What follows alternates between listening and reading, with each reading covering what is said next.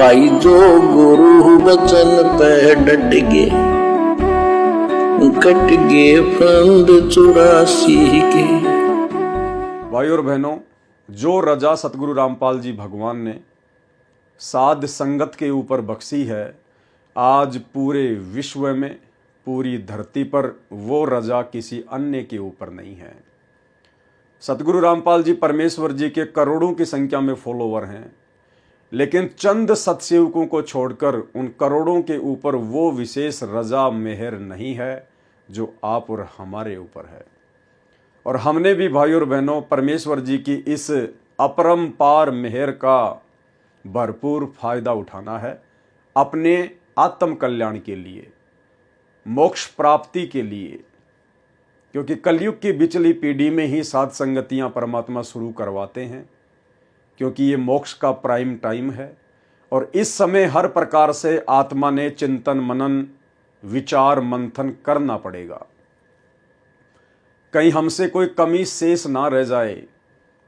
गुरुदेव भगवान के प्रति हमारे भाव में, हमारी श्रद्धा में, हमारे समर्पण में, हमारी लगन में, हमारे अटूट विश्वास में किसी प्रकार की कोई कमी ना रह जाए। सतगुरु अपनी तरफ से भी पूरा प्रयास करते हैं इस जीव आत्मा को तृप्त करने के लिए,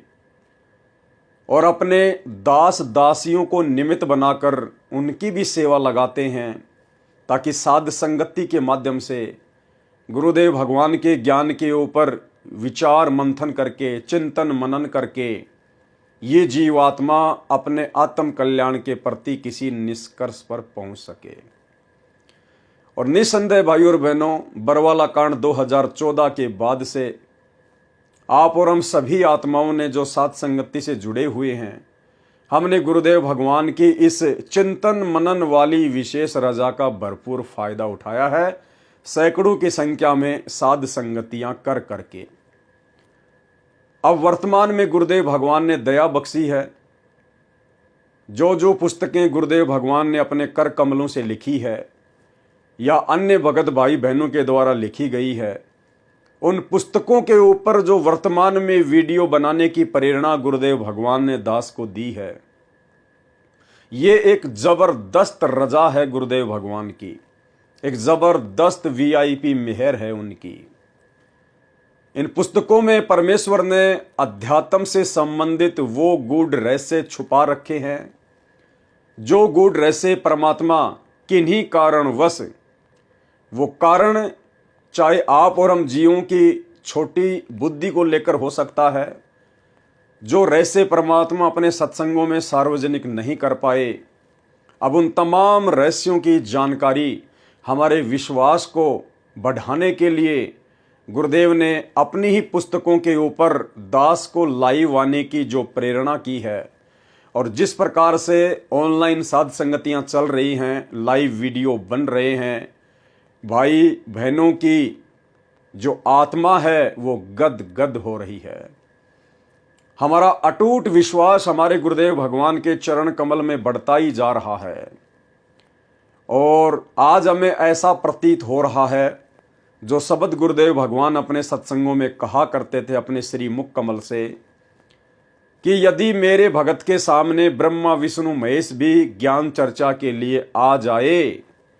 तो उन्हें भी मुंह की खाकर जानी पड़ेगी, उल्टे पांव उन्हें निरुत्तर होकर जाना पड़ेगा।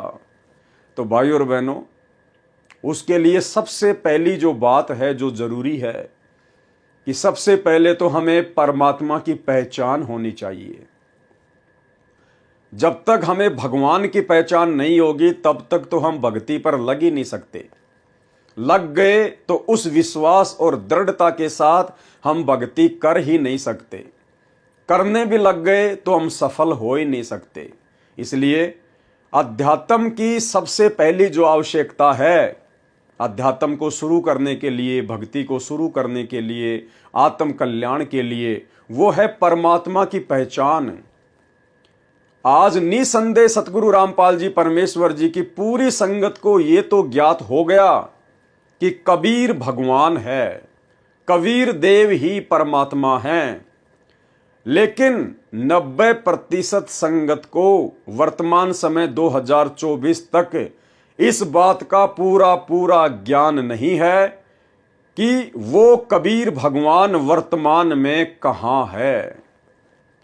इस बात की जानकारी, इस बात का ज्ञान केवल साध संगति से जुड़े हुए भाई बहनों के ऊपर हुई है। आज हमने सारे प्रमाण देखकर, हर प्रकार से जांच परख कर हम इस निर्णय पर पहुंच चुके हैं कि जिस कबीर के बिना हमारी आत्मा का कल्याण नहीं हो सकता, जिस कबीर का साक्षात्कार हुए बिना हम सतलोक नहीं जा सकते, जिस कबीर की शरण में आए बिना हम अध्यात्म की ऊंचाइयों पर नहीं पहुंच सकते, वो कबीर आज धरती पर 8 सितंबर 1951 से गांव धनाना, जिला सोनीपत, हरियाणा, भारतवर्ष की पावन भूमि पे प्रकट है। और उससे बढ़कर हमारा सौभाग्य कि आज हमें उस परमपिता परमेश्वर कबीर जी की, जो कि सतगुरु रामपाल जी के रूप में धरती पर विद्यमान है, प्रकट हैं, प्रत्यक्ष हैं, साकार हैं, आज हमें उनकी शरण प्राप्त। भाई जो गुरु बचन पे डट गए, कट गए फंद 84 के, कट गए फंद 84 के, कट गए फंद 84 के।